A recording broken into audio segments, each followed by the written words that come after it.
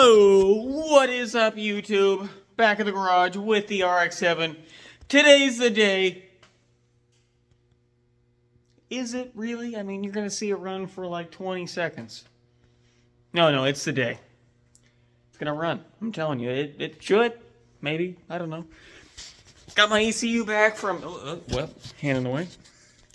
Got my Holly Sniper back from Holly, because they had to replace the ECU, of course. I mean, who else would it go to, really? I mean, I'm not allowed to replace it, so they say. Got that back. I got a sweet deal on this aeromotive fuel pressure regulator from my buddy Andy. Shout out to Andy. Wonderful deal. I got a fuel coupler on there, because currently we were running a deadhead setup on the Sniper. Take this beanie off. I mean, you know, she was kind of cold earlier, so everybody needs a hat. You know, it's a bit nippy outside. It's like 30 degrees. Nonetheless, currently running a deadhead setup with the aeromotive fuel pressure regulator. 8 PTFE the whole way, feed, return, the whole shebang. Definitely returning more than enough. Definitely feeding more than enough. As you can tell, quite the interesting wiring situation. This is just a test. Just a test run. See how she goes. Clearly, I have no cooling system, so it won't be for very long. I need ignition coils because, one, this ignition coil came off my Volvo, this one right here. This is off that Volvo 740. And this one is oil-filled. And if you know anything about canister coils, oil-filled coils should not be mounted horizontally because it will leak. It's mounted horizontally.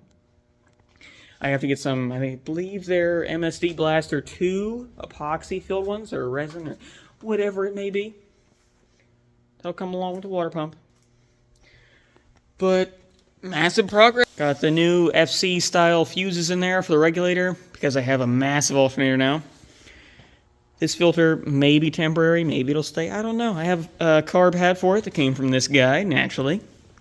Lots of deals from him, you know. Got a lot of secondhand parts. It's wondrous. It's like a race car just off of that. Nonetheless, I have finished up most of the exhaust. It's like 90% finish. It's 3-inch, which I know is wildly large. It may be... Yes, it's not completely finished. Like I said, 90%. We have a hanger on there, but, you know, gotta support it. Not enough hangers. Yeah. Like I said, I do know 3-inch is a bit excessive. And it's currently still just a straight pipe because I have this vibrant ultra quiet resonator that I got from Patsky. He gave it to me for some other favors and such.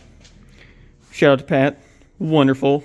It's gonna greatly quiet down this car because it sounds, or will sound, I don't know how it sounds with the full 3-inch back, will sound wildly obnoxious.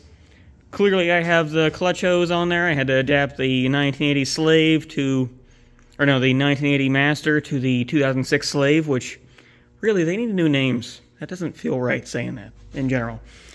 As you can tell, she got a bit of a swoop in her. I'm going to clean it up eventually. There's a lot that needs cleaned up in this area.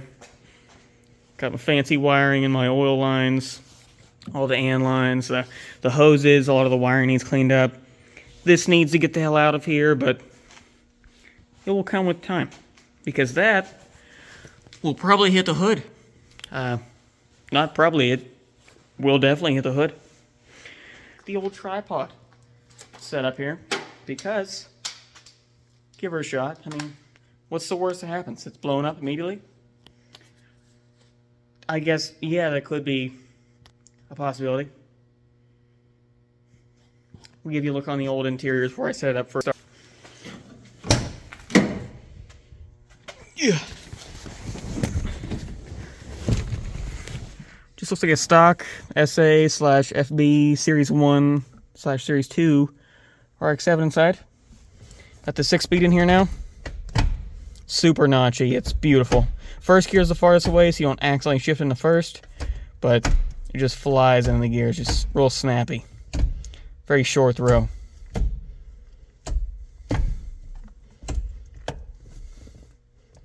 Oh.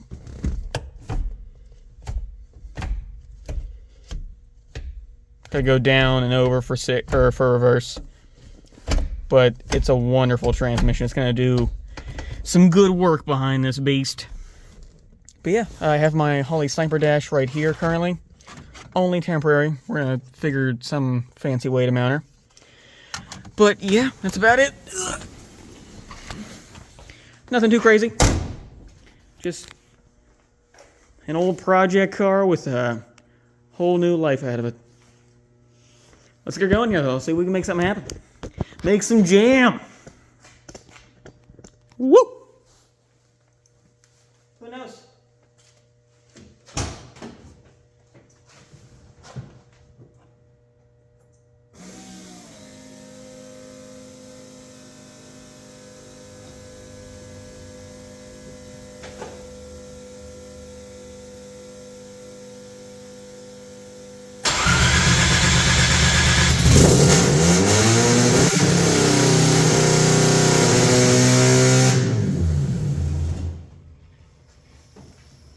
Maybe my idle is a bit too high. Quite possibly, just slightly. You know, maybe it's a bit too high.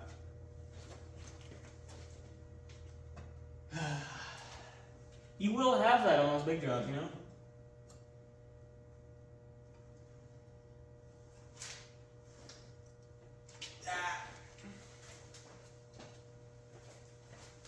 Random flathead, perfect.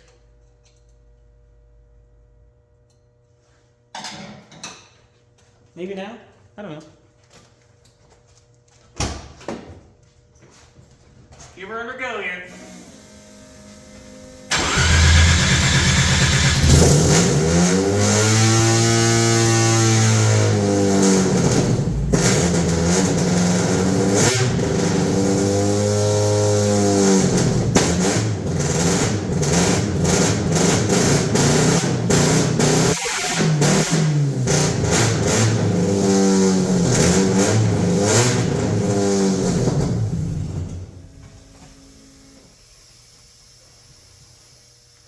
Well,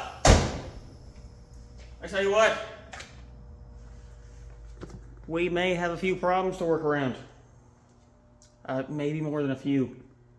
One, of course, it's a bit loud.